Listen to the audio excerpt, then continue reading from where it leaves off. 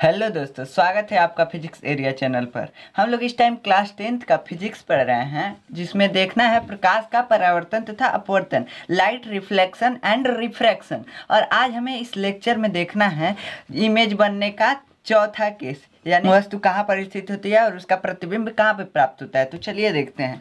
अब ये अवतल दर्पण के लिए अभी हम देख रहे हैं चौथा केस। तो अवतल दर्पण हमने बनाया है और वस्तु को कहाँ रखा है, वक्रता केंद्र और फोकस के बीच, क्योंकि पहले हमने वक्रता केंद्र पे रख चुका है पिछले लेक्चर में, आप जाकर देख सकते हैं।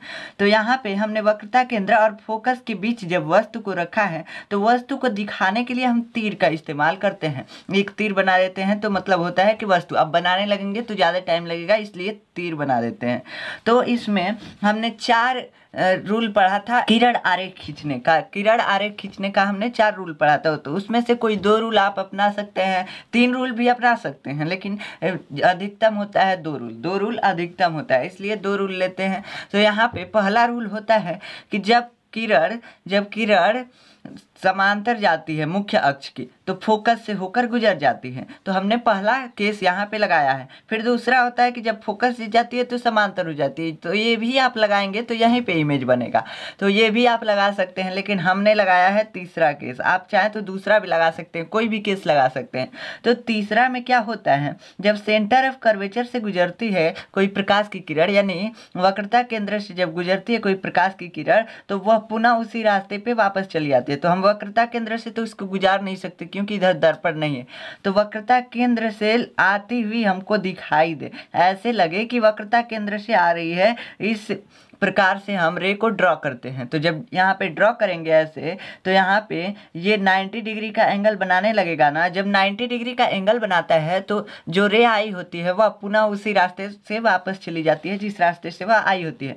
तो यहाँ पे जाकर ये दोनों रे आपस में मिल जा रही हैं, ठीक। तो यहीं पर जब हम मुख्य अक्ष पे लंब डालते हैं तो यही हमको वस्तु का प्रतिबिंब प्राप्त होता है। लंब का मतलब 90 डिग्री का एंगल बनाते हुए एक रेखा खींचते हैं, तो यही वस्तु का प्रतिबिंब है। ये वस्तु से बड़ा बनता है। देखिए यहाँ पे छोटा वस्तु कोई रखा है, इसको खूब बड़ा करके दिखाया है यहाँ पे, ठीक। तो यहाँ बड़ा करके यहाँ पे पर्दा लगाएंगे तभी वस्तु हमको दिखेगा, बिना पर्दा का नहीं दिखेगा। पर्दा मतलब कोई सफ़ेद कागज भी लगा सकते हैं, कपड़े का भी लगा सकते हैं। बड़ा बन रहा है इमेज और वास्तविक बन रहा है। कैसे वास्तविक बन रहा है, क्योंकि किरणें वास्तव में मिलकर बना रही हैं इस प्रतिबिंब को वास्तव में मिलकर बना रही हैं। आपको दिख रही हैं ना कि यहाँ पे मिल रही हैं, तो ये वास्तव में मिलकर बना रही हैं, इसलिए वास्तविक प्रतिबिंब है। इसको पर्दे पर प्राप्त किया जा सकता है या वस्तु से बड़ा है। और ये कहाँ बना है, वक्रता केंद्र और अनंत के बीच। ये क्या होता है वक्रता केंद्र और अनंत, जब हमको वक्रता केंद्र के बाद कोई वस्तु स्थित हो या प्रतिबिंब स्थित हो और उस की दूरी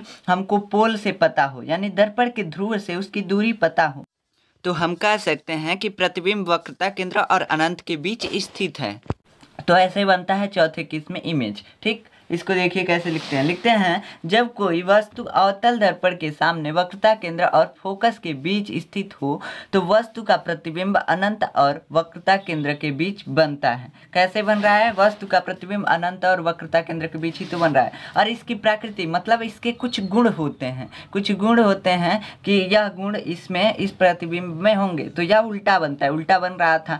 यहाँ पे देखिए, ये कोई अगर आदमी इसको मानेंगे तो इसका मुंडी ऊपर है यानी सिर ऊपर है, लेकिन यहाँ पे प्रतिबिंब बन रहा है तो इसका मुंडी नीचे यानी सिर नीचे हो गया है, ठीक। तो उल्टा बन रहा है, तो इसी को कहते हैं उल्टा। वस्तु से बड़ा बनता है, वस्तु से बड़ा बन रहा था। वास्तविक प्रतिबिंब प्राप्त होता है जब ये रेखाएं आपस में मिलकर बना रहे हैं, किरणें आपस में मिलकर बना रहे हैं, तो वास्तविक प्राप्त हो रहा है। हमको पर्दे पर प्राप्त किया जा सकता है, यानी जब तक हम पर्दा नहीं लगाएंगे इसको देख नहीं सकते हैं। तो पर्दा पर प्राप्त तो किया जा सकता है इस प्रतिबिंब को ना। अगर आपको नोट्स चाहिए तो टेलीग्राम ज्वाइन कर सकते हैं, डिस्क्रिप्शन में लिंक दिया हुआ है। मिलते हैं अगले लेक्चर में, तब तक के लिए धन्यवाद।